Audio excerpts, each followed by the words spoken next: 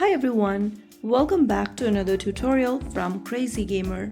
Today in this video I'm going to show you how to make your profile private in Sonic Rumble.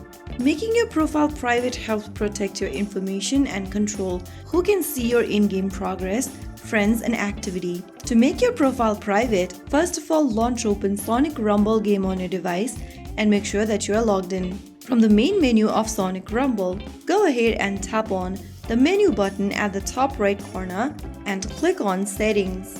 Inside your Settings menu, scroll down and click on the Change button right next to Profile Settings. Now select Private from the menu and you'll be able to make your profile private. If you switch to Private, other players will no longer be able to view your profile. So that's how you easily make your profile private in Sonic Rumble. If you found the video helpful, don't forget to like, share and subscribe to our channel.